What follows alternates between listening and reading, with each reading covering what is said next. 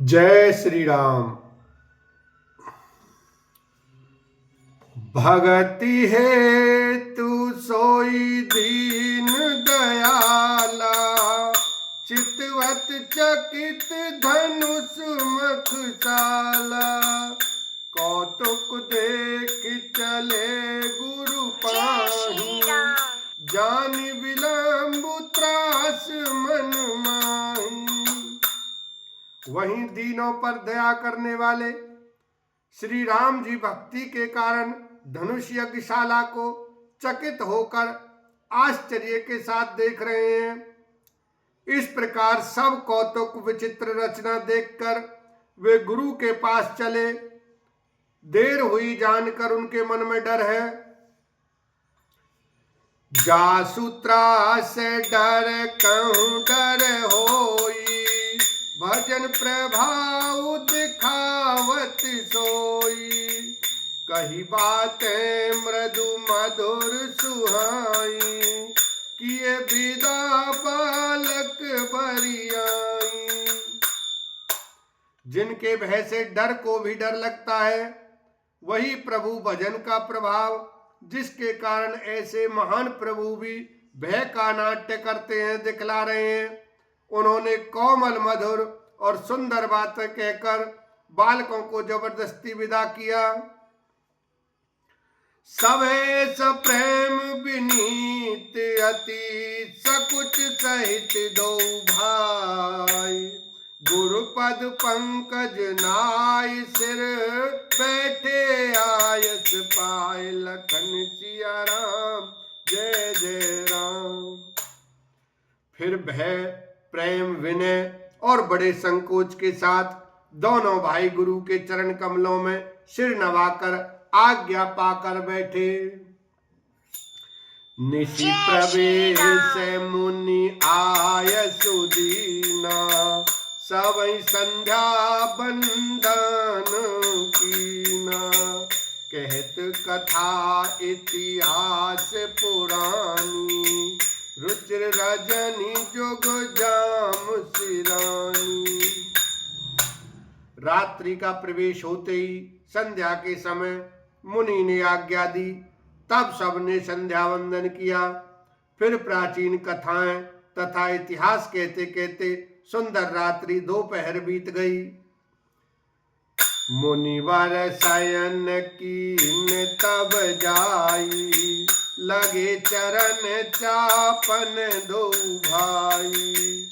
जिनके चरण सरोरुह लागी, करत विविध जप जोग विरागी। तब श्रेष्ठ मुनि ने जाकर शयन किया। दोनों भाई उनके चरण दबाने लगे। जिनके चरण कमलों के दर्शन एवं स्पर्श के लिए वैराग्यवान पुरुष भी भांति भांति के जप और योग करते हैं। ते दो बंधु प्रेम जनु जीते, गुरुपद कमल पलोटत प्रीते।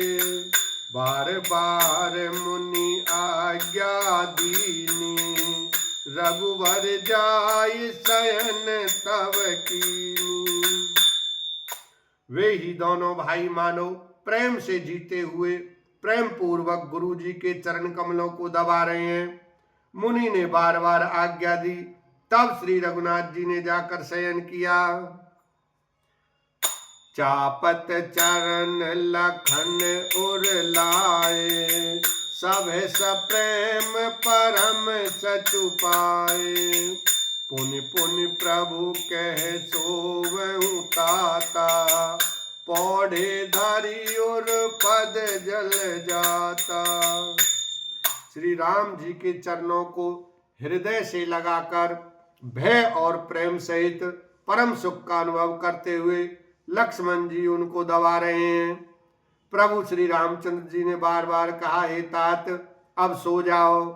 तब वे उन चरण कमलों को हृदय में धरकर लेट रहे। उठे लखन निसि बिगत सुनी, अरुण के कधुन कान। गुरु ते पहिले जगत पति, जागे राम सुजान लखन सिया राम, जय जय राम।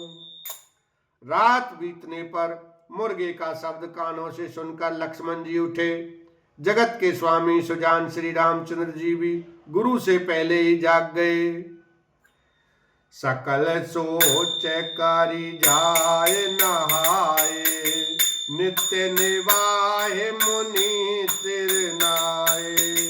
समय जान गुर आयुष पाई, लेन प्रसून चले दो भाई। सब शौच क्रिया करने के वे जाकर नहाए। फिर संध्या अग्निहोत्रादि नित्य क्रम समाप्त करके उन्होंने मुनि को मस्तक नवाया।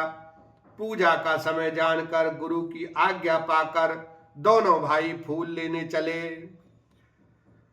भूप बाग बर देखें जाई, जह बसंत ऋतु रही लुभाई।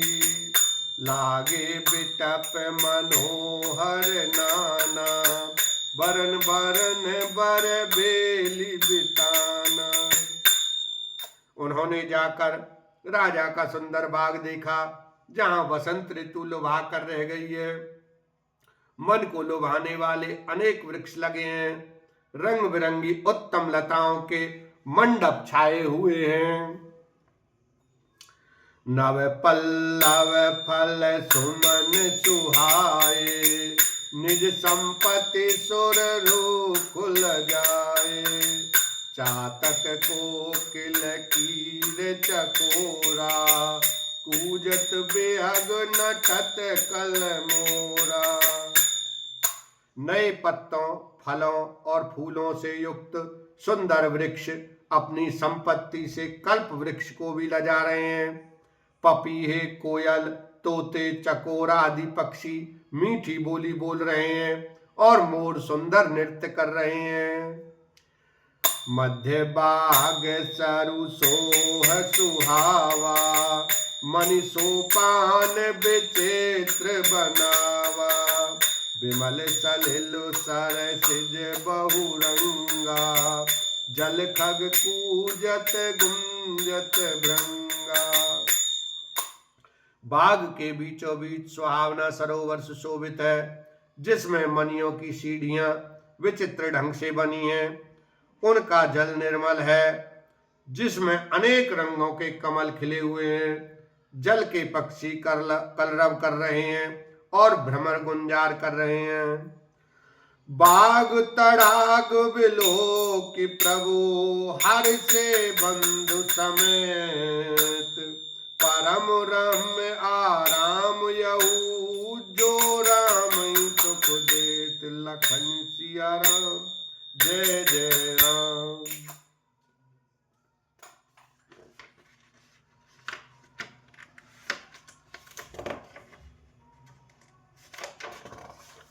बाग और सरोवर को देखकर प्रभु श्री रामचंद्र जी भाई लक्ष्मण सहित हर्षित हुए। यह बाग वास्तव में परम रमणीय है, जो जगत को सुख देने वाले श्री रामचंद्र जी को सुख दे रहा है। बोलो रामचंद्र भगवान की जय, उमापति महादेव की जय।